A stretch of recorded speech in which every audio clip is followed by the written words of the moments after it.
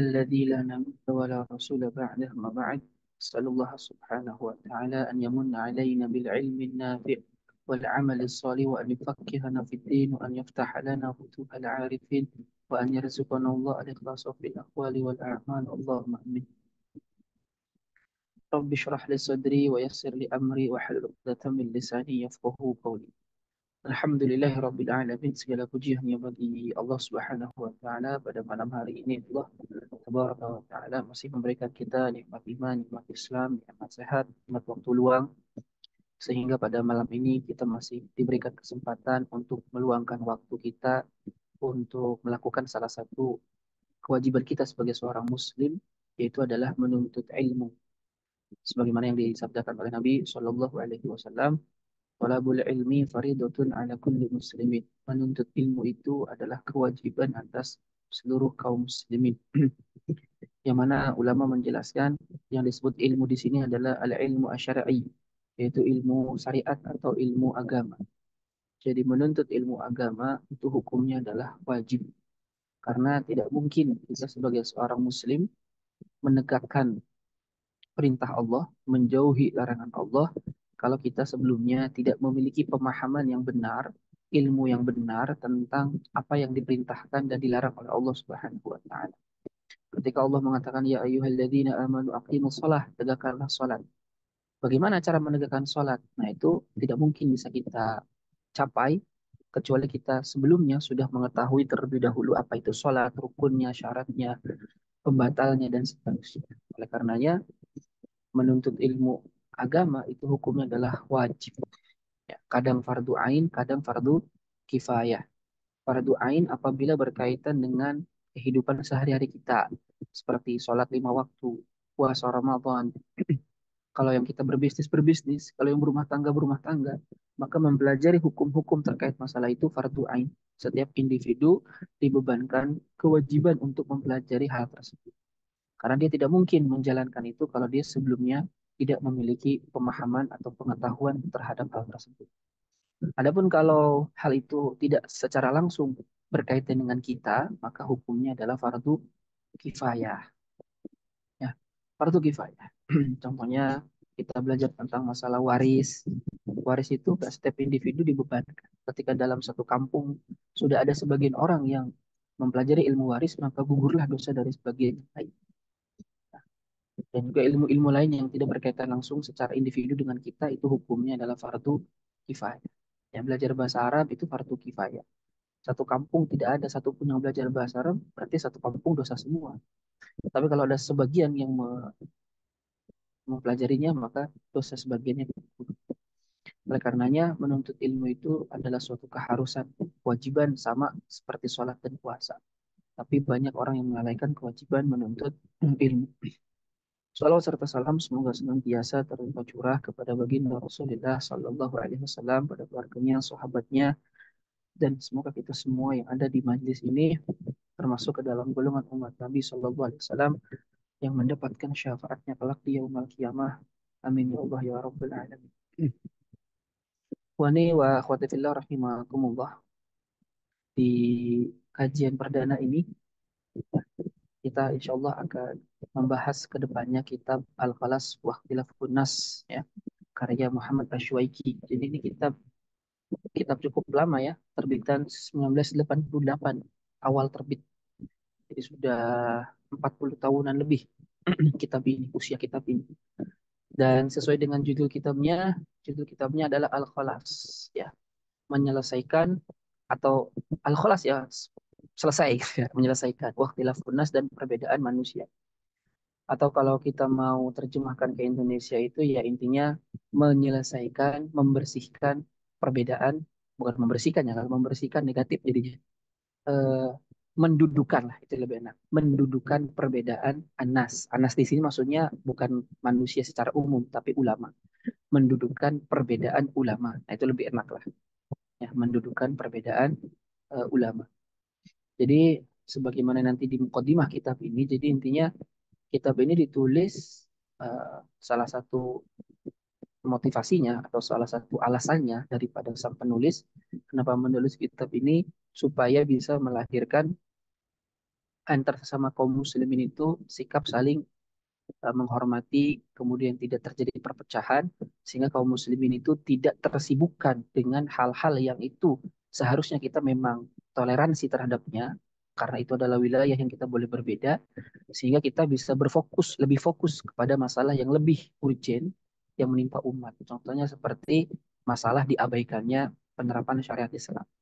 Jadi salah satu motivasi kenapa kitab ini ditulis supaya fokus umat itu tidak salah. Gitu. Jangan sampai fokus umat itu malah terus-menerus apa ya bahasanya mengubek-ubek masalah yang itu sebetulnya memang diperkenankan di dalamnya terjadi perbedaan. Ya.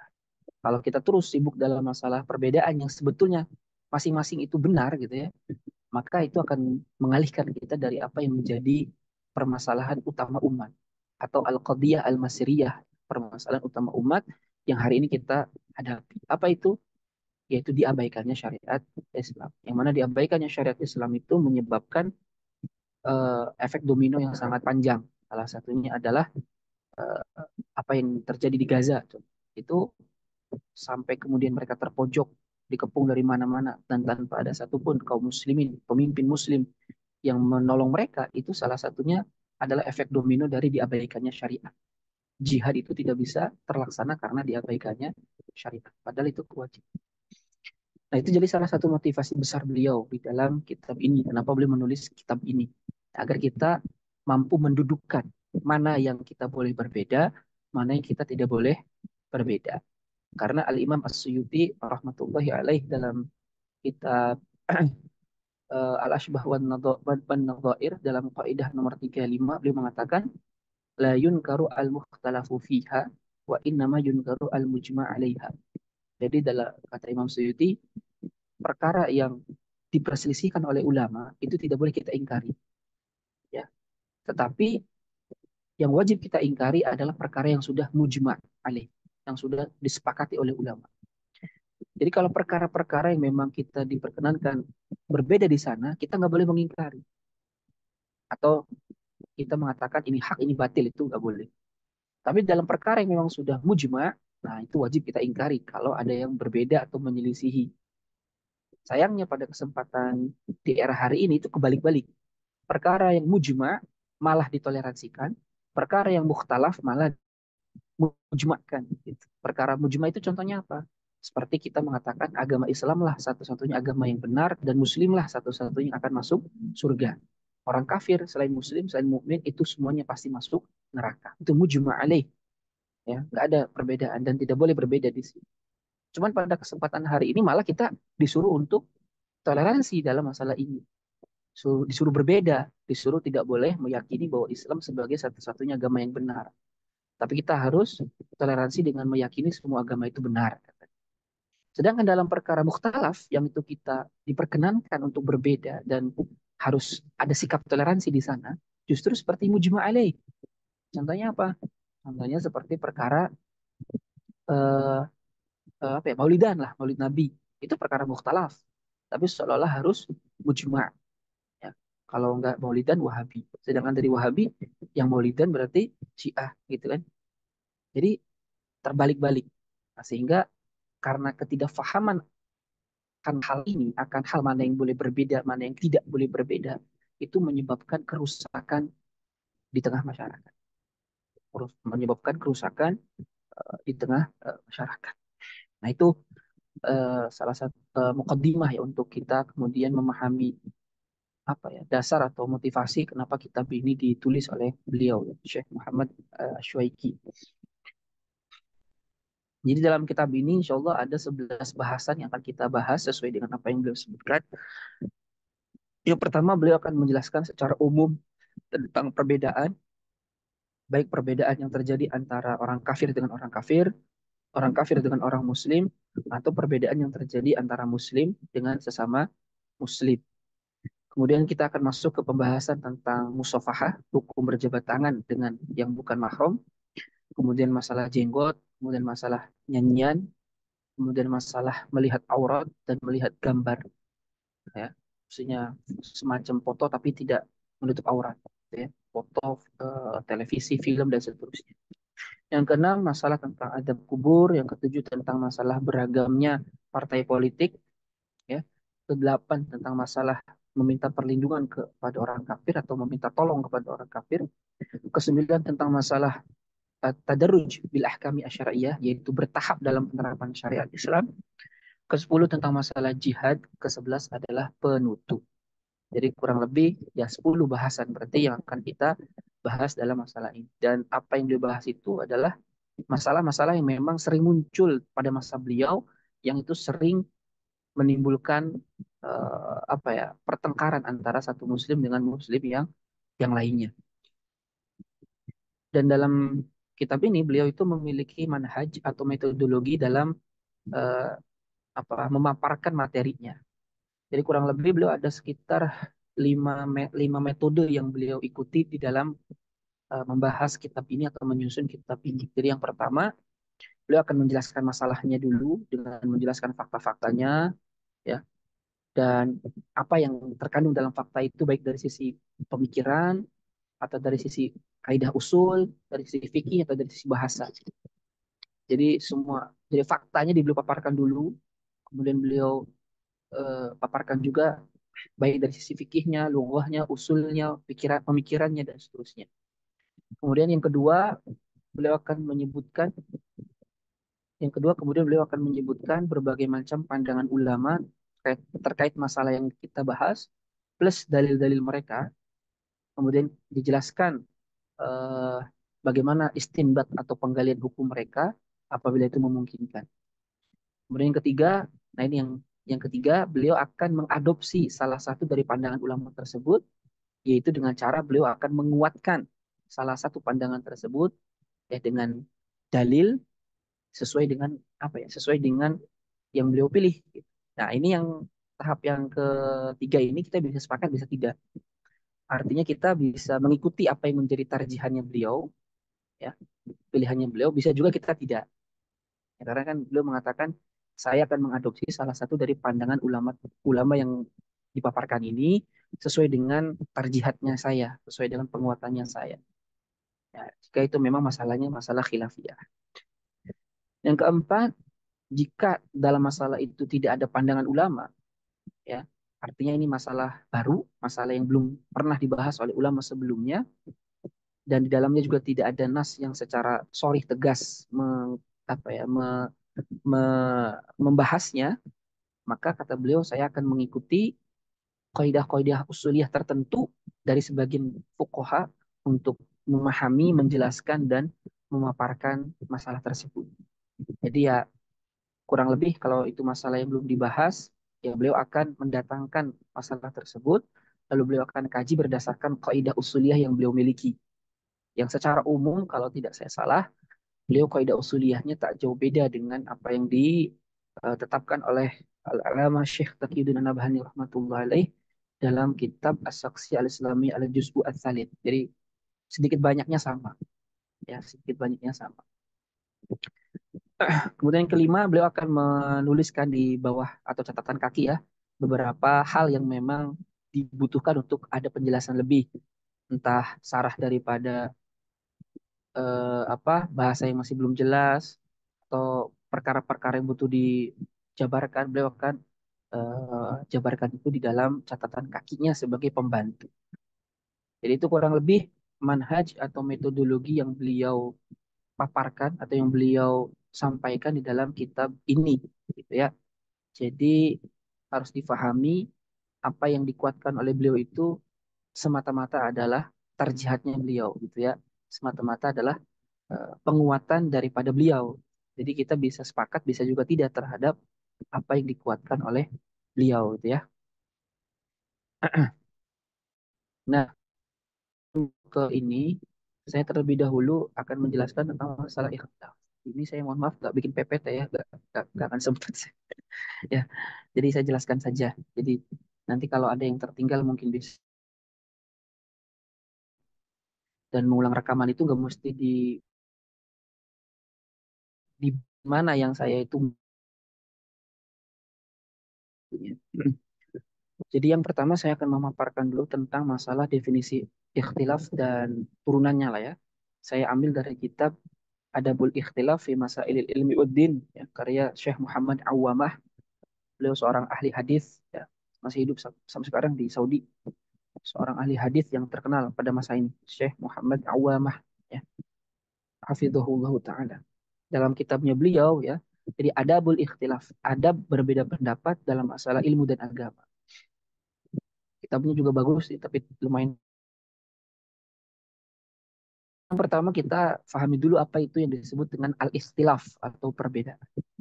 Jadi al-ikhtilaf dikatakan oleh Al-Imam Ar-Raghib Al-Asfahani rahimahullah dalam kitab Mufradatul Quran itu sebagai an ya'khudha kullu wahidin tariqan ghaira tariqil akhar fi halihi au qawlihi. Jadi ikhtilaf atau perbedaan itu adalah setiap masing-masing orang mengambil jalan selain jalan yang lain, selain jalan orang tersebut dalam kondisi atau perkataannya. Jadi ke, eh, setiap orang mengambil jalan yang berbeda, gitu ya, baik dalam perkataan atau perbuatan. Contohnya gini, apabila ada orang mau ke Bandung nih, yang satu lewat tol, yang satu lewat Purwakarta. Nah, jadi masing-masing mengambil jalan yang berbeda, ya, untuk tujuan yang sama. Itulah yang disebut dengan al-ikhtilaf. Jadi al-ikhtilaf secara bahasa intinya adalah eh, terjadinya perbedaan. Jadi masing-masing orang mengambil jalan yang berbeda untuk menuju kepada suatu hal. Ya, jadi ketika ada perbedaan dalam mengambil jalan untuk menuju satu hal, itulah disebut dalam bahasa Arab itu adalah al-ikhtilaf. Jadi masing-masing orang mengambil jalan selain jalan orang ini, baik dalam perkataan atau keadaannya. Dan ikhtilaf itu sebetulnya tidak senantiasa diisi dengan percekcokan, pertengkaran. Ya, jadi ikhtilaf itu secara mutlak pokoknya bermakna terjadinya perbedaan dalam mengambil jalan untuk menuju suatu hal. Ya, namun secara umum biasanya ikhtilaf itu diiringi dengan yang namanya at-tanazu, pertengkaran, percekcokan, gitu ya. Sehingga dalam Al-Quran pun kadang ikhtilaf itu diambil untuk bermakna pertengkaran. Jadi kalau kita belajar balaghah itu, jadi kata ikhtilaf itu diustu'ir, dipinjam oleh Allah untuk menunjukkan makna pertengkaran. Gitu. Karena ikhtilaf itu secara asal tidak menunjukkan adanya pertengkaran, tapi biasanya diiringi dengan pertengkaran. Ya. Nah, sebagian ulama itu ada yang membedakan antara al-ikhtilaf dengan al-khilaf. Ya, al-ikhtilaf dengan al-khilaf. Kalau al-ikhtilaf itu dia adalah berbeda dalam mengambil jalan untuk tujuan yang sama. Itu ikhtilaf. Kayak tadi, saya mau ke Bandung, teman saya juga mau ke Bandung.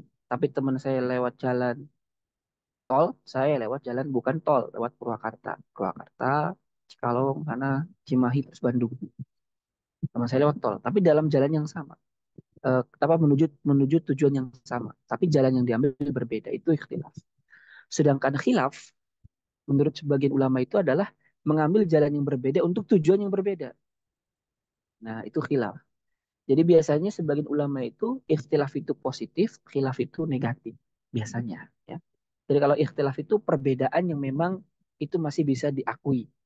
Kalau khilaf itu sudah bermakna penyelisihan gitu. Kalau ikhtilaf perbedaan, kalau khilaf itu penyelisihan. Cuman sebagian ulama juga berpendapat ikhtilaf dengan khilaf itu maknanya sama. Dan inilah pendapat yang kita ambil. Ini pendapat jumhur, mayoritas ulama. Bahwa ikhtilaf, khilaf itu maknanya sama. Sama aja. Itu sama-sama perbedaan dalam menuju suatu hal. Cuman beda dari segi ini aja penggunaan. Kalau ikhtilaf itu perbedaan dari semua sisi. Contohnya, ikhtilafal fuqaha fi hadhil masalah. Para ahli fikih berbeda dalam masalah ini.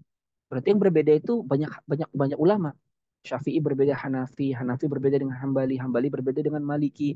Kemudian juga ulama selain empat mazhab berbeda. Nah ini ikhtilaf. Kenapa? Karena terjadi di semua sisi. Gitu. Semua sisi berbeda. Semua kelompok berbeda. Nah, kalau khilaf itu biasanya perbedaan untuk satu sisi melawan banyak sisi gitu.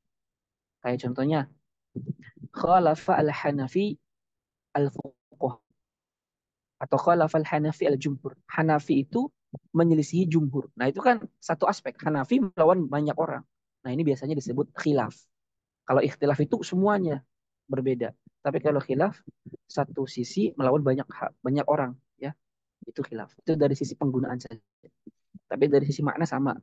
Ikhtilaf, khilaf intinya menunjukkan kepada perbedaan dalam mengambil jalan. Ya. Kemudian,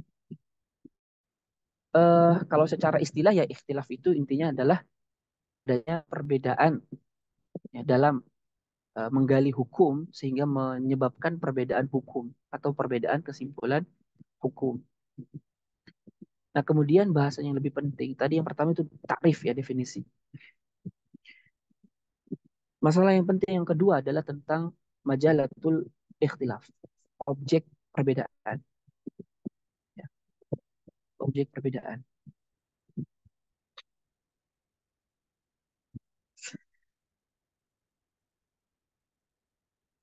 Nah, kurang lebih objek perbedaan itu ada tiga. Kalau perbedaan itu terjadi antar agama, seperti Islam dengan Kristen, Islam dengan Buddha, Islam dengan Nasrani, maka itu disebut dengan ikhtilaful adiyan, perbedaan agama, perbedaan yang terjadi di antara agama. Yang kedua, al-ikhtilaf fi umuril aqaid, perbedaan dalam masalah akidah, ya. Tetapi bukan dalam inti akidah, tetapi perbedaan di dalam furu'ul akidah, cabang akidah. Nanti saya jelaskan. Itu yang kedua. Jadi perbedaan dalam masalah cabang akidah. Yang itu seperti perbedaan antara Mu'tazilah, Qadariyah, Jabariyah, Khawarij, Syiah. Itu perbedaan dalam masalah furu'ul akidah, cabang akidah. Itu disebut dengan nanti ikhtilaful firaq. Ikhtilaful firaq. Perbedaan antara kelompok Islam. Nah, yang ketiga, perbedaan dalam cabang-cabang fikih. Ya, furu'ul fiqhiyah. Itu yang disebut dengan ikhtilaful madhahib. Perbedaan madhab. Seperti madhab Malik dengan madhab Syafi'i, madhab Hanafi, dan seterusnya. Ya, jadi kurang lebih perbedaan itu terjadi pada tiga hal itu. Perbedaan antara agama, ya, seperti Islam dengan non-Islam, dan yang kedua perbedaan antar internal umat Islam dalam urusan cabang akidah. Kenapa saya katakan cabang akidah? Karena berbeda dalam masalah usul pokok akidah itu haram. Nanti di kitab ini dijelaskan di Al-Khalas fi Waqtilafun. Jadi perbedaan dalam masalah usulul aqaid atau usuluddin pokok agama itu nggak boleh. Seperti kita berbeda tentang apakah Al-Quran kitab suci atau bukan. Nabi Muhammad Nabi terakhir atau bukan. Malaikat itu ada atau tidak ada. Itu perbedaan yang tidak diperkenankan. Itu haram. Itu perbedaan yang mazmum, tercela. Kita nggak boleh berbeda dalam masalah usulul aqaid. Ya, pokok-pokok agama itu nggak boleh berbeda. Yang rukun iman 6 itu kita nggak boleh berbeda. Ya, malaikat, setan, jin, hari berbangkit, surga, neraka, ya, kemudian surat dan seterusnya itu sesuatu yang tidak boleh kita berbeda. Karena itu adalah usuluddin, pokok-pokok agama.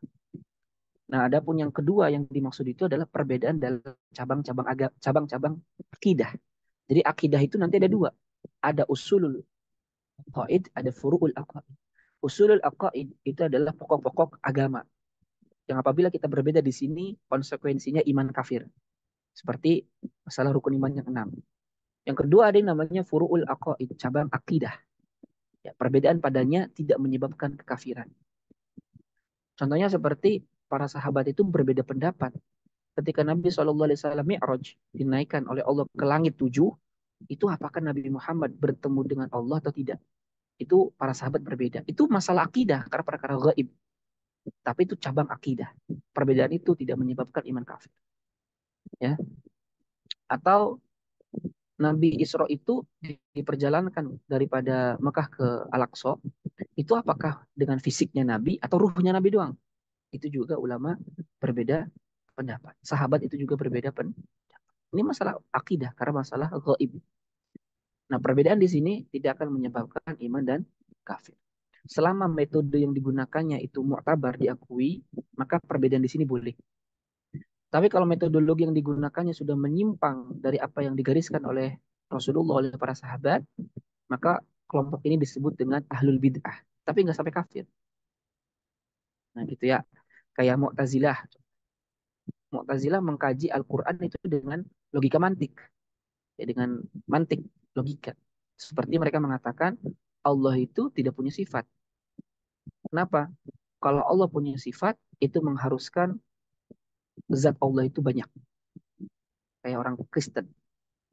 Kalau Allah punya sifat lebih daripada satu, berarti Allah itu banyak zat. Allah Maha Alim, berarti zatnya alim. Allah Maha mendengar, berarti Allah zatnya mendengar. Dan seterusnya. Nah, itu beliau, mereka Mu'tazilah membangun kajian ini dengan logika mantik, yang mana terpengaruh dengan logikanya orang-orang gereja. Ya. Ini metode yang mereka gunakan ini metode yang salah. Maka kesimpulan hukumnya juga salah. Tapi apakah menyebabkan mereka kafir? Tidak. Karena mereka tidak menyelisihi perkara qat'i. Tapi mereka ahlul bid'ah. Kenapa ahlul bid'ah? Karena metodologi yang mereka gunakan itu menyimpang dari apa yang sudah digariskan oleh Rasulullah dan para sahabat. Tapi nggak sampai kafir. Nah itu yang kedua. Nah yang ketiga itu perbedaan dalam furu'ul fiqhiyah, cabang-cabang agama, bukan dalam pokok-pokok agama, furu'ul fikih. Nah ini seperti perbedaan antar madhab dan seterusnya. Nah itulah perbedaan yang boleh, yang ketiga itu. Perbedaan yang, jadi yang kedua ketiga itu perbedaan yang boleh ya, perbedaan dalam furu'ul akidah dan perbedaan dalam masalah al-furu', cabang-cabang fikih, itu perbedaan yang diperkenankan. Adapun perbedaan yang diharamkan atau tidak boleh terjadi perbedaan di sana, itu adalah perbedaan dalam masalah pokok-pokok agama. Jadi kita nggak boleh berbeda apakah Allah itu satu, apakah ada surga, apakah ada neraka, apakah ada hari kiamat, itu nggak boleh kita berbeda pendapat dalam urusan tersebut. Ya kayak di mana, di media sosial ramai ya, yang dosen UPI itu, Syaiful Karim, ya, yang mana dia menafsirkan Al-Quran itu sesuai hawa nafsunya. Jadi kata dia hari kiamat itu adalah di mana manusia menyadari tentang dirinya kepada Allah, itulah eh, eh itulah hari berbangkit ya. Kalau kiamat itu kata dia itu saya lupa apa ya, ketika manusia itu lalai atau apa. Jadi intinya nggak ada kiamat. Surga neraka pun sebetulnya nggak ada. Jadi ini kalau dia memastikan itu dalam hatinya itu bisa murtad dia. Ya. Di Bandung itu kan lagi dikaji sama para ulama MUI. Kita tahu ke depannya itu gimana. Karena dia Al-Qari'ah aja dia mengatakan artinya yang membaca, gimana bisa ceritanya Al-Qari'ah disamain dengan Al-Qari'ah gitu ya. Hamzah sama Ain kan beda. Gitu. Nah itu perbedaannya nggak boleh. Jadi apa yang dikatakan Syekhul Karim ini udah sesat, bahkan udah murtad, bisa murtad. Tinggal dibuktikan di, kalau dalam Islam tinggal dibuktikan di qadhi saja, di hakim. Ya bukti-buktinya dipaparkan dan beliau ditanyakan apakah meyakini dan seterusnya. Kalau iya, murtad. Maka disegerakan untuk taubat. Kalau tidak, maka dia dibunuh. Ya, karena kata Nabi, man baddala dinahu faqtuluh. Barang siapa yang mengganti agamanya, maka bunuhlah. Dalam hadis riwayat Bukhari. Nah, cuma sekarang karena nggak ada kodi hakim yang bisa memutuskan itu ya susah ya. Negaranya juga negara demokrasi. Kita menganut kebebasan berpendapat. Terserah pendapat kita gimana. Ya. Nah kita masuk ke kitab. Jadi itu sedikit gambaran tentang ikhtilaf. Jadi per ikhtilaf itu ada artinya adalah perbedaan antara satu orang dengan orang lain dalam mengambil jalan.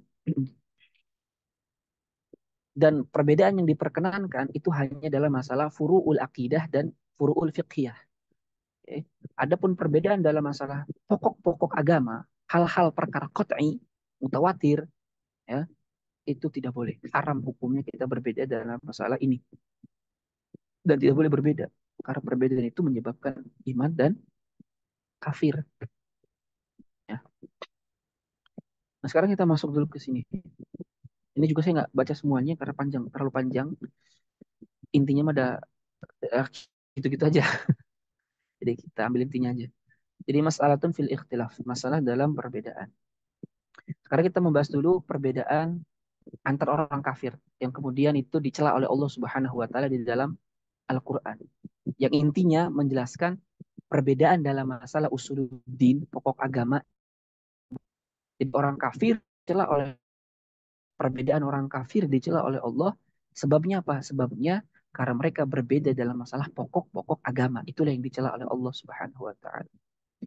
Jadi wa huwa ikhtilaful kuffar fi dinihi. Itu perbedaan orang kafir dalam agama mereka.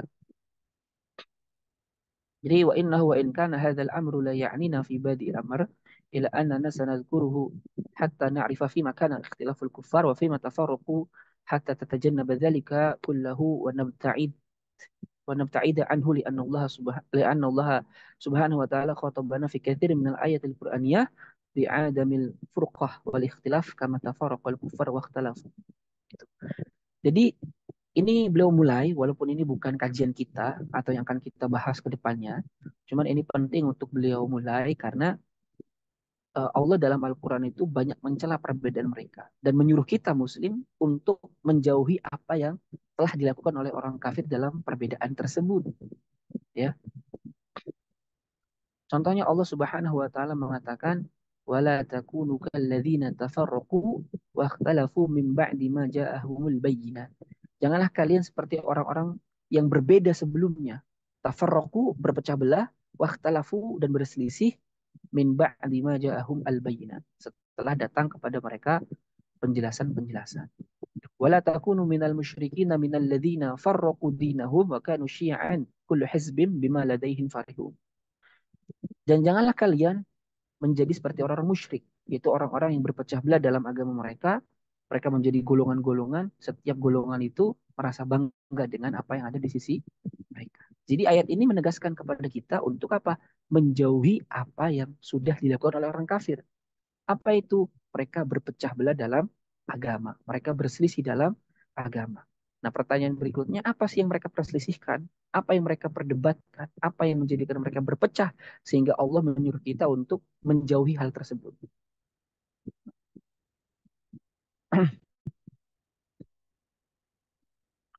Jadi, aku lu inna hadhil ayat allati dzakarna ya fi haqqi man dan seterusnya.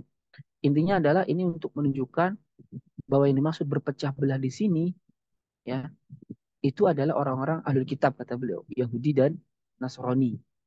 Sebagaimana dalam ayat وَمَا تَفَرَّقَ الَّذِينَ أُوتُوا الْكِتَابَ إِلَّا مِنْ بَعْدِ مَا جَاءَتْهُمُ الْبَيِّنَاتُ dan seterusnya dan seterusnya.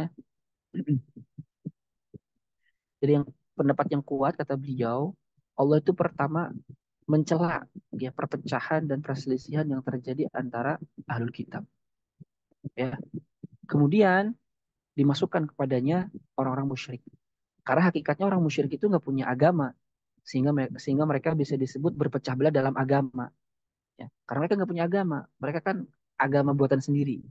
Kalau Yahudi Nasrani itu kan agama samawi. Memang Allah menurunkan kepada mereka Rasul. Gitu. Nah, cuman pada kemudian harinya musyrik itu ya masuk kepada apa yang dicela oleh Allah Subhanahu wa taala.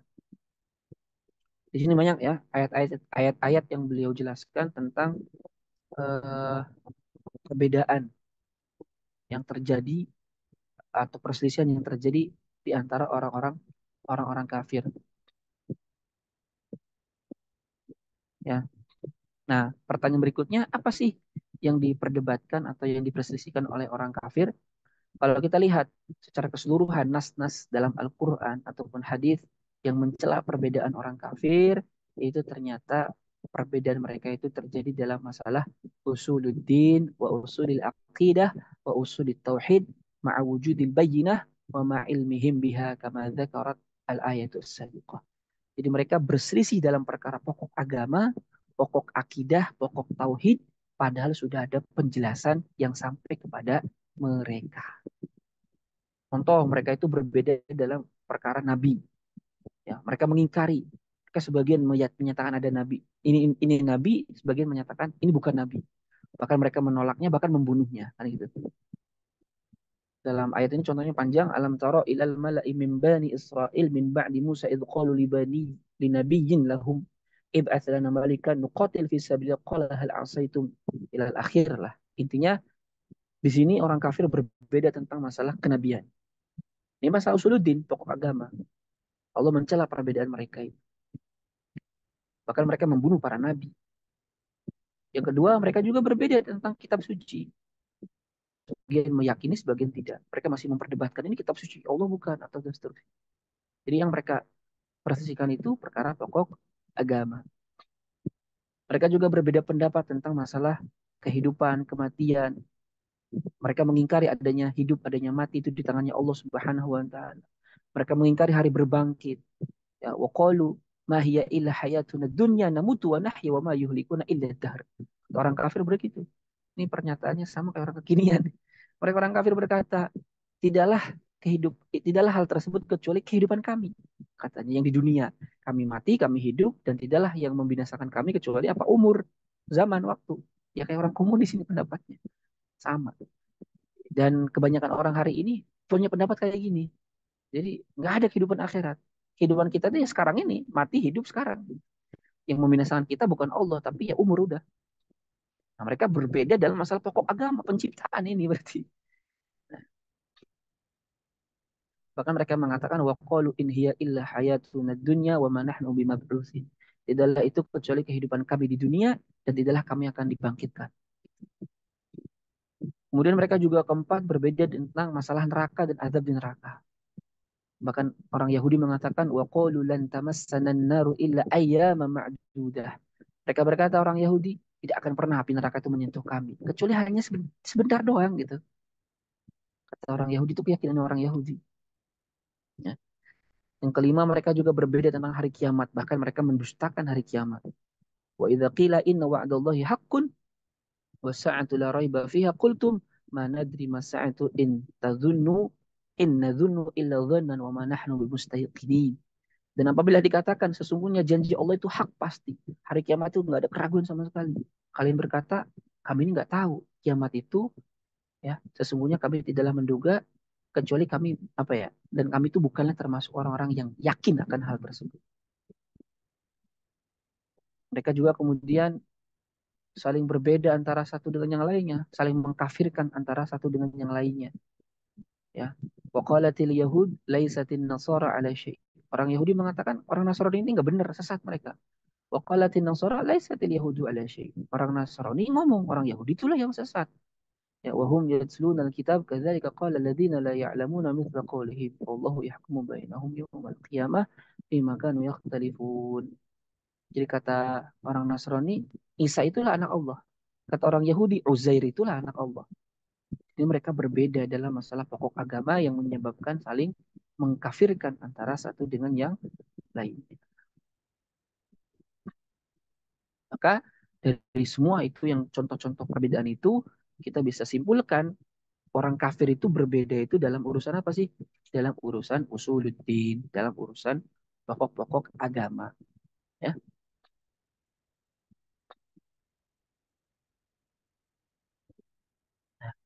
Nah, itu perbedaan yang diharamkan.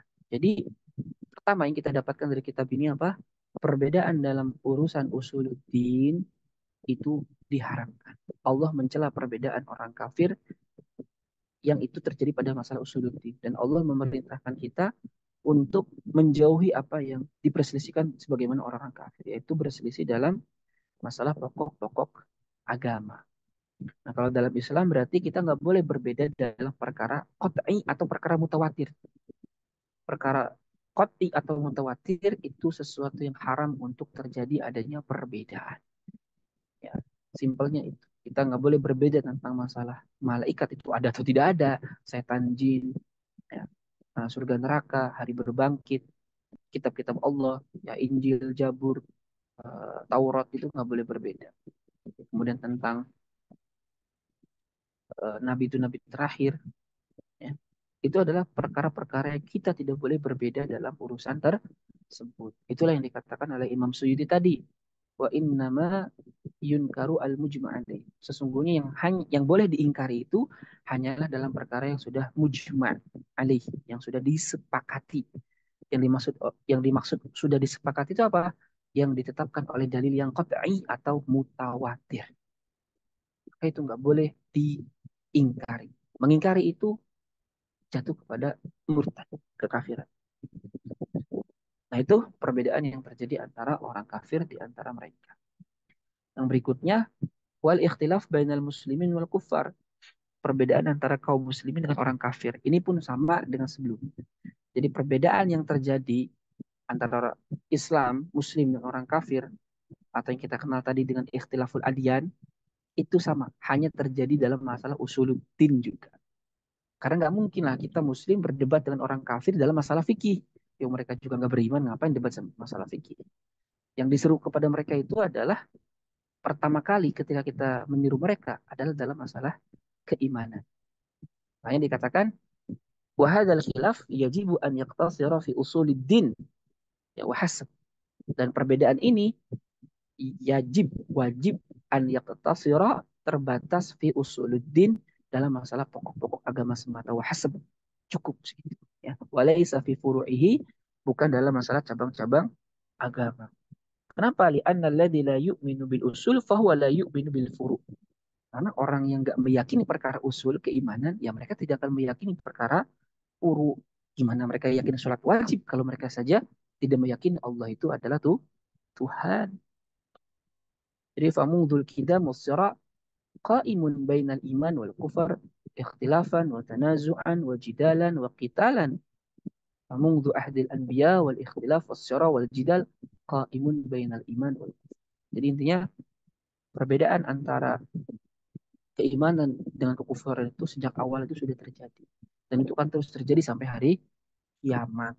Ya, pertentangan, perdebatan antara keimanan dengan kekufuran itu sesuatu yang tabiiyah lah bahasa. Sesuatu yang alamiah akan terjadi di setiap kehidupan kita. Kita akan melawan kemudian pemikiran-pemikiran kufur itu sesuatu yang pasti. Ya, jadi kita mengimani Allah sang pencipta. Mereka mengimani bukan Allah sang pencipta. Kita berdebat dalam wilayah ini. Nah, di sini banyak dikasih contoh-contoh bagaimana perdebatan para nabi dengan orang-orang musyrik. Yang mana perdebatan itu ya dalam urusan keimanan. Para nabi itu menyeru orang-orang musyrik untuk beribadah kepada Allah, hanya mengesahkan Allah, dan seterusnya. Nah, ini adalah perbedaan yang terjadi antara muslim dengan orang kafir. Contohnya banyak, nanti kalau yang punya terjemahannya bisa dibaca saja. Ini semuanya hanya contoh-contoh perdebatan yang terjadi. Yang intinya mah perdebatan ini terjadi karena dalam urusan pokok agama saja. Karena nggak mungkin kita berdebat dengan orang kafir dalam masalah cabang-cabang fikih gimana gitu kan. Mereka saja nggak mengimani, apalagi meyakini masalah cabang-cabang fikih. Ini panjang ya contoh-contohnya. Ini contoh semua sebenarnya. Ya, menggambarkan bagaimana perbedaan antara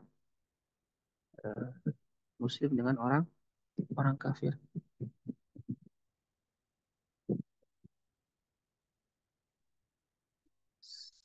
Nah, yang ketiga nanti yang kita bahas, tiga itu apa nih? Oh ya, paling bawah soalnya.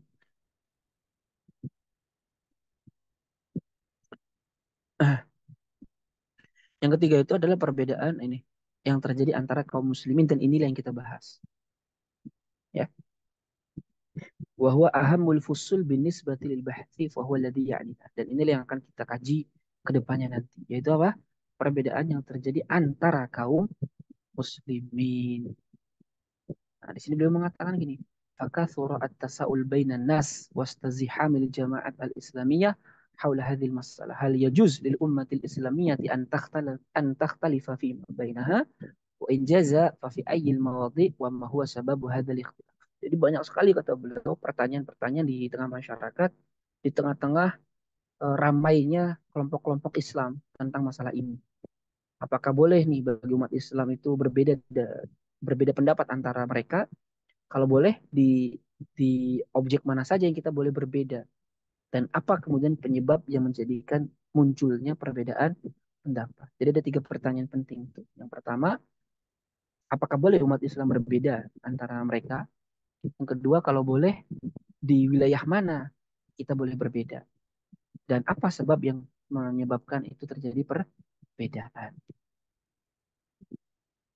Jadi beliau mengatakan yang pertama, pendapat yang benar adalah syariat Islam itu melarang kita untuk berselisih, melarang kita untuk berpecah belah. Bahkan Allah mencela sikap seperti itu. Allah mengatakan wa'tasimu bihablillahi wala tafarraqu, dan berpegang teguhlah kalian dengan tali agama Allah dan jangan berpecah belah.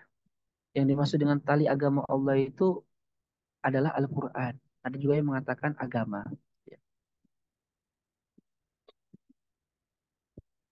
Nah, ila anna hadzal nahya 'anil ikhtilaf wat tafriqah laisa fi kulli laisa fi kulli din bal huwa fi usulihi la fi furu'ihi wa dzalika min wujuh.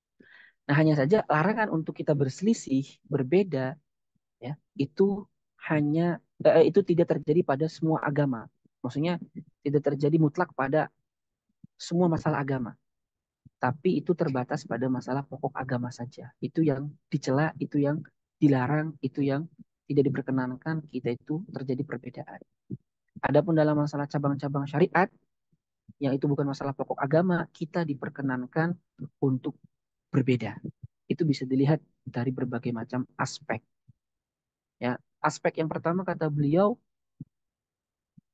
larangan untuk berpecah bagi kita umat Islam itu di dalam nas-nas yang menyuruh kita tidak boleh berpecah itu mirip dengan larangan untuk kita mengikuti perpecahannya orang kafir. Yaitu apa?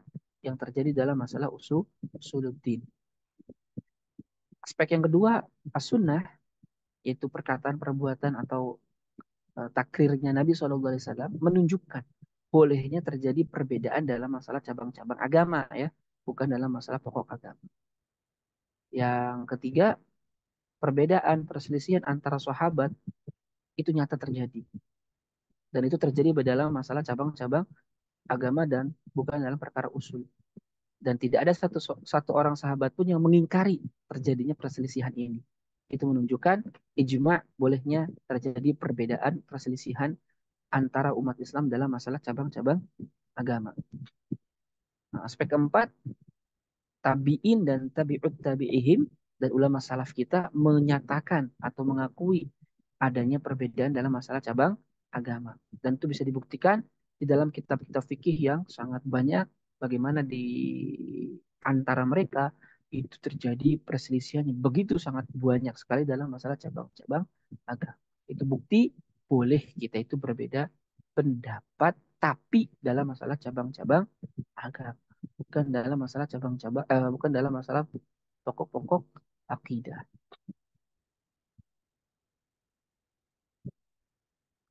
Nah, contoh kasus nih diambil dari sunnah Nabi Shallallahu Alaihi Wasallam. Contohnya adalah Nabi Shallallahu Alaihi Wasallam itu pernah eh, menerima atau mengiyakan, ya, perselisihan yang terjadi antara sahabat pada perang Khandaq ketika mereka hendak memerangi Bani Quraidah, karena Bani Quraidah itu kan melanggar janji, ya, mereka berkoalisi dengan kafir Quraisy. Akhirnya berdasarkan itu Nabi ingin menyerang Bani Quraidah karena melanggar janji. Terus Nabi mengatakan begini, la yusalliyanna ahadukumul asra illa fi Bani Quraidah. Tidak boleh salah seorang di antara kalian sholat asar kecuali di Bani Quraidah. Ternyata ketika mendengar perkataan Nabi ini, para sahabat itu terpecah menjadi dua golongan. Satu golongan memahami maksudnya kita tidak boleh sholat asar ya kecuali di mana? Bani Quraidah.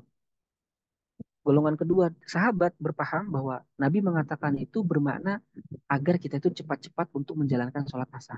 Jadi ketika dimanapun kita berada, lagi dalam perjalanan sekalipun, kalau sudah masuk waktu asar, segera untuk laksanakan sholat asar. Itu yang difahami oleh sebagian sahabat.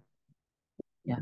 Dan ketika masalah ini sampai kepada Nabi SAW, ternyata Nabi mengakui kedua pemahaman tersebut, dan Nabi tidak me, apa masanya walam yu'annif alaihim, beliau tidak memarahi, ya, mereka, walam yunkiri alaihim dzalik, dan Nabi tidak mengingkari. Nabi menerima dua-duanya, ya, mimma yadullu ala ibahati misli hadzal ikhtilaf wa huwa fil furu' kama nulahidhu wa laysa fil usul. Dan ini menunjukkan bolehnya terjadi perbedaan, dan itu terjadi masalah dalam masalah furu', ya, sebagaimana yang kita tadi jelaskan, bukan dalam masalah usul. Dalil yang kedua, Nabi juga bersabda dalam suatu hadis, ya, idza ijtahada al-hakim fa asaba falahu ajran wa idza ijtahada fa akhta'a falahu ajrun. Apabila seorang hakim qadhi berijtihad lalu dia benar, maka dia mendapatkan 2 pahala. Dan apabila dia salah, maka baginya 1 pahala. Dan ini dan ijtihad ini terjadi pada masalah apa? Cabang agama, bukan dalam masalah pokok agama. Ya, kenapa? Karena ketika Nabi mengatakan kalau salah mendapatkan 1 pahala, tidak mungkin ada pahala dalam perbedaan pokok agama yang itu justru menyebabkan kekafiran. Jadi jelaslah yang dimaksud di sini, yang kalau benar dapat 2 pahala, kalau salah dapat 1 pahala, itu adalah dalam perkara cabang-cabang fikih. Orang yang benar dapat 2 pahala, pahala ijtihad dan pahala benar. Orang yang salah dapat 1 pahala apa? Pahala ijtihad saja. Dan ijtihad tidak ada kecuali dalam masalah cabang-cabang agama atau cabang-cabang fikih. Karena dalam perkara qat'i atau usuluddin nggak ada ijtihad. Ya, tidak boleh ada ijtihad dalam masalah pokok-pokok agama. Ya, ini apa amal farqu baina usuluddin wa furu'ihi wa baina al-qat'i wa dhanni. Adapun perbedaan antara usuluddin, furu'uddin, qat'i, dhanni, ini akan beliau jelaskan. Dikit lagi lah ya saya jelaskan. Jadi usuluddin itu apa sih? Usuluddin itu adalah perkara-perkara yang membahas tentang masalah keyakinan. Ya. Dan tadi kita udah bahas intinya masalah akidah itu ada yang pokoknya, itu yang kita haram berbeda, ada yang dalam masalah furu, cabang akidah, yang itu boleh berbeda selama metodologinya benar. Nah, ada pun yang disebut dengan furu'uddin, cabang agama, adalah masalah-masalah fikih praktis yang digali dari dalil-dalil tafsili. Jadi dia bukan dalam masalah akidah, tapi dia dalam masalah perbuatan, yaitu adalah kajiannya fikih. Nah, fikih itu, furu'uddin itu dibangun, ada 2 gitu ya. Ada yang dibangun berdasarkan dalil qat'i, ada yang dibangun berdasarkan dalil dhanni. Ya. Adapun masalah qat'i itu ada 2, bisa bisa qat'i tsubut, bisa qat'i dilalah. Nanti kalau nggak paham tanyain aja ya. Jadi qat'i tsubut itu artinya sumber sumber daripada dalil itu adalah sesuatu yang pasti itu dari Allah. Itu namanya qat'i tsubut. Dan itu tidak ada kecuali pada Al-Quran dan hadis mutawatir. Yang mana kalau Al-Quran dan hadis mutawatir itu sumber yang dipastikan berasal dari Allah Subhanahu wa taala tanpa ada perbedaan. Nah, sedangkan qat'i dilalah artinya adalah apabila suatu ayat atau hadis menunjukkan makna cuma satu. Jadi tidak lebih dari satu. Maknanya cuma satu. Tok. Yang itu tidak memungkinkan adanya perbedaan. Itu namanya qat'i dilalah. Nah, apabila suatu masalah itu dibangun berdasarkan qat'i subut dan qat'i dilalah, sumbernya pasti, yaitu Al-Quran dan hadis mutawatir, penunjukan maknanya juga pasti hanya menunjukkan satu hal. Maka itu hukum yang dilahirkannya adalah hukum yang qat'i. Dan kita haram berbeda di wilayah ini. Ya, berbeda di wilayah ini nggak boleh. Nah, adapun kalau dhoni, dhoni pun ada 2, ada dhoni subut, ada dhoni dilalah. Dhoni subut artinya sumbernya itu tidak bisa dipastikan dari Allah, tapi ada kemungkinan bukan dari Allah. Itu seperti hadis ahad. Ya, hadis ahad itu dia berfaedah dhon. Kalau kayak hadis sahih itu tidak bisa 100% kita pastikan dari Allah, enggak. Paling banter 98-99% ini berasal dari Allah. Tapi tetap ada satu kemungkinan 1% ini salah. Gitu. Ya, itu namanya dhoni tsubut. Jadi sumbernya itu tidak pasti dari Allah. Sedangkan dhoniyud dalalah artinya penunjukan maknanya itu lebih dari satu. Sehingga memunculkan beragam pemahaman. Kayak contohnya ayat salah satu guru perempuan yang diceraikan oleh suaminya dan perempuan ini termasuk ashabul hiyad, termasuk orang yang haid, belum menopause, maka masa idahnya adalah 3 kali suci menurut madhab Syafi'i, 3 kali haid menurut madhab Hanafi, dan diikuti oleh Taqiyuddin An-Nabhani dalam kitab Nizamul Ijtima'i fil Islam. Jadi kalau kata Syekh Taqiyuddin, salah satu guru itu 3 kali haid mengikuti Hanafi. Kalau kita di Indonesia karena Syafi'i biasanya memahaminya 3 kali suci. Kenapa bisa berbeda? Karena kuru itu jamak dari kata korun. Yang mana secara bahasa Arab, korun itu maknanya 2. Bisa suci, bisa haid. Nah, karena dia maknanya lebih dari satu, sehingga memunculkan perbedaan pendapat. Nah, itu dzoni dalalah. Jadi penunjukan maknanya, penunjukan lafadznya lebih dari satu sehingga memunculkan perbedaan. Nah, kalau suatu hukum dibangun berdasarkan dzoni subut dan dzoni dalalah, maka hukum ini kita diperkenankan boleh berbeda pendapat. Atau qat'i subut, sumbernya pasti Al-Quran atau hadis mutawatir, tapi dzoni dalalah, penunjukan maknanya lebih dari satu. Ini pun sama, boleh berbeda pendapat dalam wilayah tersebut. Kayak tadi, salah satu guru sumbernya kan Al-Quran pasti. Tapi penunjukannya karena lebih dari satu, maka hukum yang dihasilkannya pun hukum yang dhonni. Nah, perbedaan kita itu hanya boleh dalam perkara dhonni. Baik dhonni subut, dhonni dilalah, ataupun qat'i subut, dhonni dilalah, ataupun dhonni subut, qat'i dalalah. Ya. Nah, dalam tiga wilayah ini, inilah yang kita diperbolehkan terjadi perbedaan pendapat. Satu, qat'i subut, dhonni dilalah. Dua, ya, dhonni subut, qat'i dalalah. Yang ketiga, dhonni subut, dhonni dilalah. Dalam tiga wilayah ini, kita boleh berbeda pendapat. Adapun dalam wilayah qat'i subut, qat'i dalalah, kita haram berbeda pendapat. Mungkin sampai situ dulu saja ya. Nanti minggu depan kita masuk ke pembahasan tentang eh, sebab apa saja yang menyebabkan orang itu berbeda pendapat. Jadi apa sih sebab atau alasan yang menjadikan orang itu berbeda pendapat, ulama itu berbeda pendapat? Apa saja sebabnya? Nah itu nanti akan kita kaji di minggu depan, insya Allah. Mungkin itu dulu yang bisa saya bahas. Takut kepanjangan. Nanti kalau ada yang belum paham, silakan ditanyakan saja. Wallahu a'lam bishawab. Saya kembalikan ke Ustaz Azhar. Ya, Alhamdulillah, Bapak Ibu jamaah sekalian, kita mendapatkan banyak pemahaman baru ya. Mungkin bagi kita sebagian ya, atau setidaknya sudah merefresh kita kembali. Tadi setidaknya ada beberapa hal yang saya catat atau yang saya ingat tadi berkaitan dengan perbedaan tadi ya, istilah bahwa ada nanti perbedaan yang pertama itu terjadi dalam perkara usuluddin ya. Kemudian ada perbedaan yang mungkin terjadi nanti di antara cabang pokok akidah atau furu akidah, dan terkait yang ketiga perselisihan atau istilah yang terjadi di cabang-cabang furu syariah dalam perkara cabang syariah atau fikih tadi yang disampaikan oleh Ustaz. Ya Alhamdulillah Bapak Ibu, insya Allah cukup menarik, bahkan sangat menarik bagi kita eh, untuk mengamati ya, atau setidaknya ini kita juga sudah buka sesi tanya jawab tadi oleh Ustadz. Buat Bapak Ibu yang ingin menggunakan kesempatan ini untuk bertanya, bisa pertanyaannya nanti dikirimkan langsung ke chatnya, atau kalau memang ada yang mau bertanya, oh ya ini sudah ada pertanyaan langsung ke Ibu Faiz ya. Silakan Bu, monggo Bu. Jazakumullah khair. Assalamualaikum warahmatullahi wabarakatuh.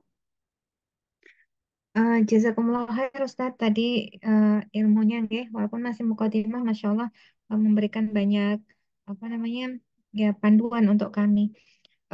Yang ingin saya tanyakan di pertemuan pertama ini, eh, ketika kita mendapatkan tadi panduan ya bahwa kemudian pada masalah yang ikhtilaf maka harusnya tidak tidak saling menyalahkan begitu ya, masih saling apa tidak boleh saling eh, ya bahkan mengkafirkan lah bahkan seperti itu.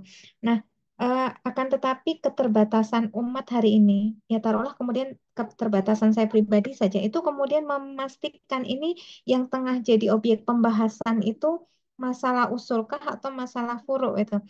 Eh, dan apa namanya mungkin kalau kita sudah yang memiliki apa kesempatan untuk mendalami Islam begitu ya di dalam eh, kesehariannya itu mungkin memang masih masih bisa paham, tapi masyarakat itu ya ya tidak begitu gitu. Jadi misalkan Ustaz, perbedaan apa awal akhir Ramadan, awal akhir Syawal itu termasuk yang furuk kah sehingga kemudian akhirnya kita ya mempersilahkan begitu semua dengan pendapatnya atau itu termasuk yang usul gitu.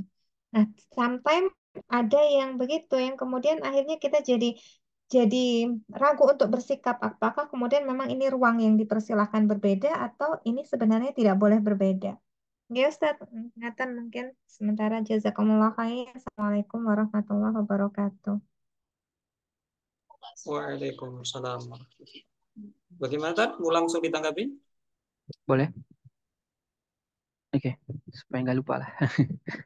Jadi yang pertama, inilah kenapa kita sebagai orang awam itu harus bertanya kepada ulama atau minimal ustadz yang kita yakini kefikohannya ya atau yang kita percaya. Allah sendiri mengatakan fas'alu ahla dzikri in kuntum la ta'lamun. Jadi tanyalah kepada ahla dzikr jika kalian tidak mengetahui. Ayat ini sebetulnya asbabun nuzulnya kan ditujukan kepada ahlul kitab. Cuman berdasarkan kaidah usuliyah atau kaidah dalam usul tafsir kan al-ibratu bi umumil lafzi la bi khususi sabab. Yang diambil itu adalah keumuman lafaznya bukan kekhususan sabab. Jadi ayat ini walaupun asbabun nuzulnya khusus terkait dengan ahlul kitab, tapi karena Allah menyatakannya dengan lafaz umum, ini juga berlaku untuk umat Islam. Bahkan ini menjadi landasan paling utama tentang uh, kita itu bermadhab atau bertaklid kepada mujtahid. Ya. Jadi ayat ini menunjukkan kepada kita kalau kita memang tidak tahu, tanyalah kepada yang tahu, gitu ya. Dan itu juga harusnya sikap yang kita apa ya ajarkan, kita serukan kepada umat. Jadi umat kalau nggak ngerti, ya tanya aja ke yang ngerti, gitu. Jangan ber, ber apa ya berpendapat sendiri dalam masalah agama. Wah, kacau. Makanya kata Imam Ibnu Hajar, man qala fi ghairi fannihi atabil ajaib. Barang siapa yang berbicara bukan dalam bidangnya, pasti aneh. Pendapatnya pasti aneh-aneh. Jadi itu pelajaran pertama, ketika kita memang merasa diri ini awam, kalau ada hal-hal yang memang kita merasa belum yakin atau ragu lah ya, maka kita harus pastikan itu kepada siapa? Kepada ahlul ilmi. Kita tanya kepada orang yang menurut kita punya kapasitas untuk menjawab pertanyaan tersebut. Nah, yang kedua, kalau kita dianggap ustadz di tengah masyarakat, kita juga harus punya ilmu. Ilmu apa? Ilmu tidak tahu. Jadi kata Imam Malik, kalau kamu ditanya suatu perkara agama dan kamu nggak tahu, bilang la adri, saya nggak tahu. Kenapa? Li'anna la adri nisfuddin. Karena la adri tidak tahu itu sebagian dari setengah dari agama. Ya, jadi kita sebagai orang yang kalau dianggap ustadz, kalau memang nggak tahu, bilang la adri, saya nggak tahu. Pokoknya nggak tahu. Karena tidak tahu itu setengah agama. Jangan sampai kita berani-berani menjawab. Kalau kata Imam Abu Hanifah itu, kalau kita ditanya dalam masalah agama, berhenti sejenak, bayangkan kau itu di antara surga dan neraka. Karena jawabanmu itu akan mengarahkan ke sana. Nah, gitu. Itu yang kedua. Nah, yang ketiga, disitulah pentingnya kita menuntut ilmu agar bisa membedakan mana usuluddin, mana furu'uddin. Sehingga kita bisa membedakan mana pokok agama, mana cabang agama. Sehingga sikap kita dalam menghadapi perbedaan itu bisa tepat. Kapan harus tegas, kapan boleh bertoleransi. Disitulah pentingnya kenapa kita menuntut ilmu. Nah, terus keempat, bagi masyarakat awam gimana? Ya tadi sebenarnya masyarakat awam itu ya cukup mereka itu suruh nanya ke orang yang tahu. Karena kalau ditanya orang awam gimana tuh kalau menghadapi perbedaan itu ya memang nggak bisa. Memang nggak bisa membedakan. Ini namanya juga awam. Dengan cara gimana? Mereka memilah memilih ini usuluddin nggak bisa. Memang nggak bisa. Disitulah pentingnya adanya ustadz. Disitulah pentingnya ada ulama. Disitulah pentingnya ada dai yang memang ahli ilmi di tengah masyarakat yang itu bisa memberikan mereka arahan bimbingan. Karena orang awam memang nggak bisa. Di gimana memang nggak bisa. Ya, gitu. Maka disitulah pentingnya ada ustadz, ada ulama ya, untuk bisa memutuskan di tengah masyarakat. Dan juga yang terakhir, pentingnya juga ada ulama yang memang memahami dakwah, memahami apa ya bahasanya. Kadang gini, kadang karena kita itu karena kekurangan ilmu kita, kadang kita itu suka memaksakan apa yang menjadi pendapat kita ke tengah masyarakat yang sebelumnya tidak menggunakan pendapat itu. Gitu. Dan kita sebetulnya dan pendapat itu atau masalah itu sebetulnya masalah yang kita boleh-boleh aja berbeda. Nah, makanya Imam Ibnu Muflih, ya muridnya Ibnu Taimiyah itu dalam kitab Al-Adab Asy-Syari'iyah itu, jika ada perkara sunnah, sunnah nih ya, kalau dikerjakan mendapat pahala, kalau ditinggalkan rugi gitu ya. Jika ada perkara sunnah yang itu asing di tengah masyarakat, kita nggak boleh langsung tiba-tiba mempraktekannya atau menyerukannya ke tengah masyarakat. Ya. Kenapa itu akan menyebabkan fitnah? Contohnya apa? Contohnya simpel aja. Kalau di masyarakat saya, madhab syafi'i contohnya, ya subuh kunut pasti. Nah kita tiba-tiba, kita berpendapat nggak ada kunut subuh tuh. Terus kita tiba-tiba jadi imam, nggak kunut. Ya berabe, perang dunia nanti. Nah kalau kita ngerti agama, ngerti ilmu, ya sudah kita jadi imam, ya kita kunut. Karena masyarakatnya kunut. Kan kunut itu masalah yang tidak menyebabkan sholatnya batal atau berkurang pahalanya. Empat mazhab sepakat kok. Nggak ada. Kalau kita tiba-tiba kunut subuh karena masyarakatnya berpendapat kunut, terus sholat kita jadi batal atau berkurang pahala, nggak ada. Nah, disitulah pentingnya kita memahami tentang ini, ikhtilaf ini. Ya, pentingnya itu di situ supaya kita luas, luas di dalam berdakwah, tidak dibentur-benturkan dengan perkara yang sebenarnya kita berbeda gitu. Bahkan bisa menjadi wasilah untuk kita masuk ke dalam dakwah, untuk menyampaikan dakwah. Cuma karena kita nggak paham, akhirnya kita ngotot gitu. Dalam perkara yang kita boleh berbeda. Kayak masalah cadar dulu kalau di kampus. Di kampus itu kan karena mungkin ini si orangnya itu baru ngaji, ngaji Nizamul Istimai contohnya. Cadar itu mubah. Ketemulah sama orang yang berpendapat cadar itu wajib. Wah ribut. Ya ini memaksakan cadar itu mubah pokoknya. Nah, itu perkara khilafiyah. Yang jelas di perkara mukadimahnya An-Nabhani mengatakan ini adalah masalah khilafiyah antara mujtahidin gitu. Kenapa kita malah ngeributin? Ya nggak usah diributin. Gitu. Nah, kayak termasuk masalah penentuan awal dan akhir Ramadan. Ini sebenarnya agak sedikit pelik sih masalah ini memang. Sebetulnya masalah penentuan awal dan akhir Ramadan itu ya memang masalah khilafiyah. Jumhur mengatakan pakai ru'yat global, Syiah mengatakan pakai matla. Ya. Cuman kenyataan yang kita lihat hari ini memang bisa dikatakan tidak sesuai dengan apa yang disebutkan oleh Madzhab Syafi'i tentang matla. Matla itu kan tempat terbitnya matahari. Jadi kalau suatu daerah tempat terbit mataharinya sama, itu satu matla. Berarti kalau salah seorang melihat hilal, maka seluruh daerah tersebut ikut wajib berpuasa esok harinya. Sedangkan yang tidak satu matla, tidak satu terbit mataharinya tidak sama, ya, maka itu tidak wajib. Nah, pertanyaannya perbedaan matlah satu dengan yang lainnya itu berapa jauhnya? Dalam madzhab Syafi'i yang muktamad itu adalah 24 farsakh, sekitar 150-an 3 kilometer. Artinya kalau kita terapkan di Indonesia, berapa matlah itu dari Sabang sampai Merauke. Nah, oke lah, mereka berpendapat uh, wilayatul hukmi, jadi pemerintahan setempat itu bisa menjadi pemutus uh, terkait dengan masalah apa namanya ru'yatul hilal. Ya, tapi sekali lagi ini juga banyak kritikan yang bisa kita sampaikan karena wilayatul hukum ini sudah tidak sesuai dengan apa yang disebutkan oleh para ulama. Gitu. Jadi ini mah penentuan awal dan akhir itu memang perbedaan. Tapi ketika kita praktekkan dengan apa yang terjadi sekarang itu memang ada pemaksaan. Dan pemaksaan dalam arti pemaksaan yang di luar dari pendapat yang seharusnya. Gitu. Tapi sampai detik ini saya juga masih belum bisa mengatakan mereka mutlak salah. Kenapa? Karena ya di antara yang berpendapat seperti itu ya ada guru saya yang mana saya tahu beliau itu alim pisan dalam masalah fikih Syafi'i dan beliau tidak terlalu banyak komentar tentang masalah. Apakah beliau tidak berkomentar karena memang ini supaya tidak terjadi fitnah? Ya wallahu a'lam bishawab. Ya, ngambil pendapatnya apa? Ya Indonesia itu hukmi dan sebagai ulama membolehkan menetapkan awal dan akhir Ramadan mengikuti wilayatul hukmi pemerintahan setempat yang memutuskan. Walaupun yang dimaksud pemerintahan setempat dalam ilmu fikih yang dimaksud itu bukan nation state, tapi kalau sekarang mah apa ya? Setiap wilayah kan ada alun-alun. Nah, alun-alun itu menandakan itu satu wilayah hukum. Alun-alun, alun-alun itu kan ada alun-alun, ada pasar, ada masjid, ada gedung-gedung pemerintahan. Nah, itu biasanya menunjukkan itu satu balad namanya. Jadi di Indonesia itu banyak balad, banyak wilayatul hukmi sebetulnya.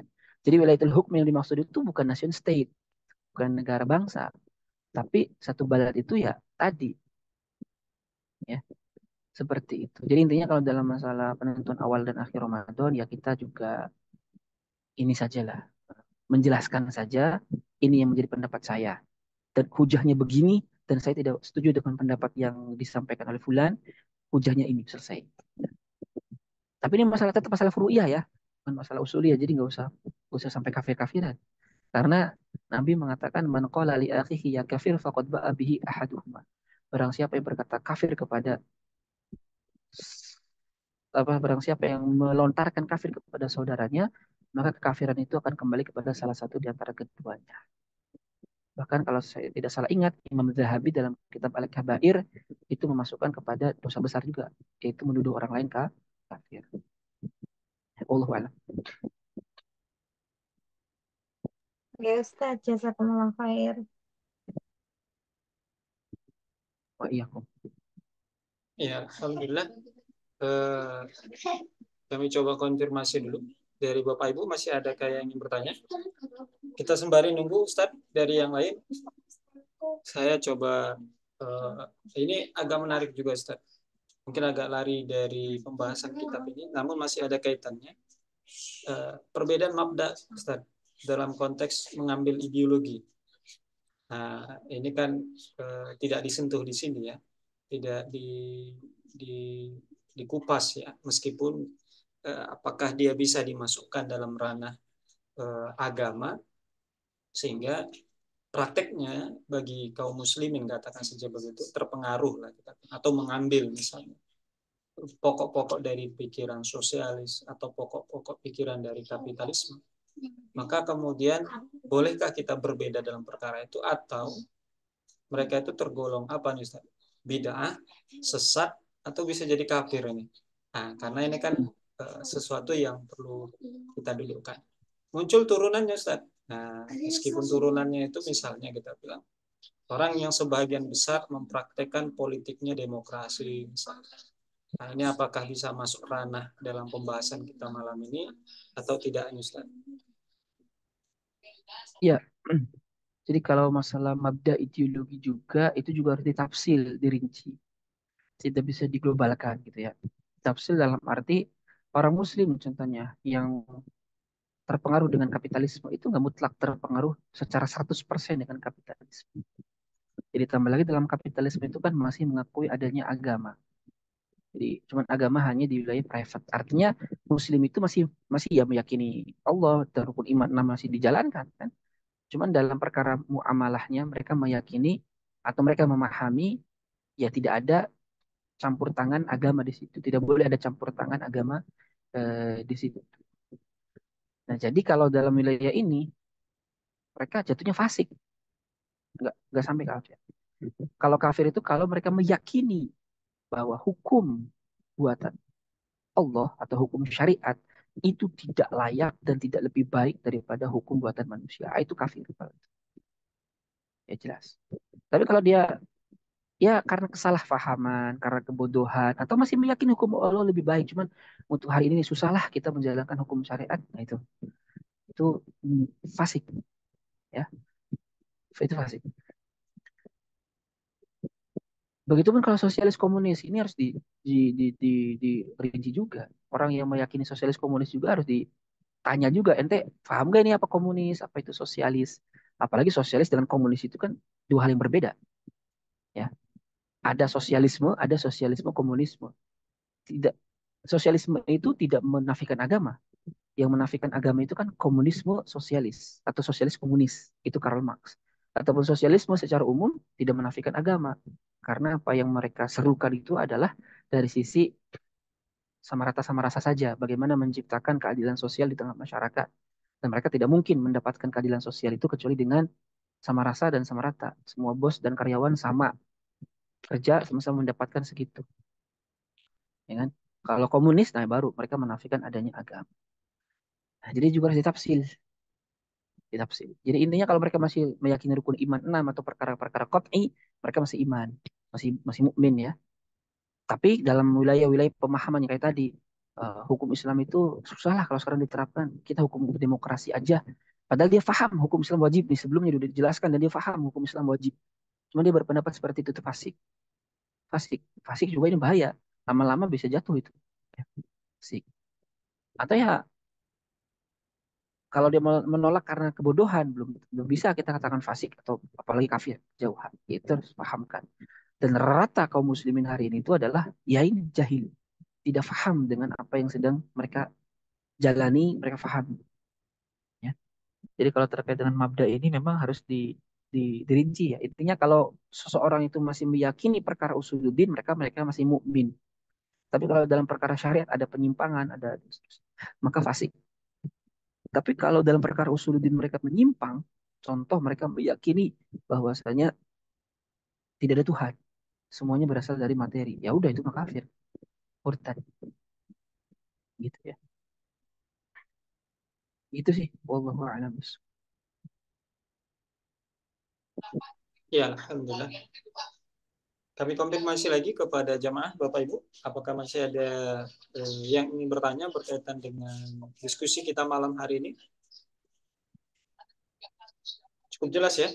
Kalau tidak ada berarti kita cukupkan kalau begitu, atau kita mintakan kepada Ustadz closing statement-nya untuk telah kitab kita malam hari ini. Silakan, ada Ustadz? Ya intinya kesimpulannya saja ya. Jadi eh, kita tidak boleh berbeda pendapat dalam masalah usuluddin, pokok-pokok agama itu haram. Berdebat dalam masalah itu haram. Dan kita itu hanya boleh berbeda pendapat dalam masalah furu, cabang-cabang agama. Dan cabang-cabang agama itu sekali lagi adalah yang qat'i tsubut, dzoni dalalah, dzoni tsubut, qat'i dalalah, dzoni tsubut, dzoni dalalah. Dalam wilayah inilah yang kita itu diperkenankan untuk berbeda pendapat. Dan wilayah inilah yang hanya boleh adanya ijtihad. Selain itu tidak boleh ada ijtihad. Makanya ijtihad itu artinya badzul wus'i fi tahsilil ahkami asyar'iyyati adzanniyati. Jadi namanya ijtihad itu mengerahkan segenap upaya untuk menghasilkan hukum syara yang bersifat dzanni. Maka sholat wajib, zina haram, ya, gak ada ijtihad dalam wajib. Kenapa? Karena itu wilayah qat'i. Maka kalau demokrasi memusyawarahkan perkara zina itu harus dilarang atau tidak, itu udah batil. Dalam wilayah perkara qat'i. Itulah salah satu kebatilan daripada demokrasi. Wallahu a'lam bishawab. Mungkin itu yang bisa saya kembalikan ke Ustaz.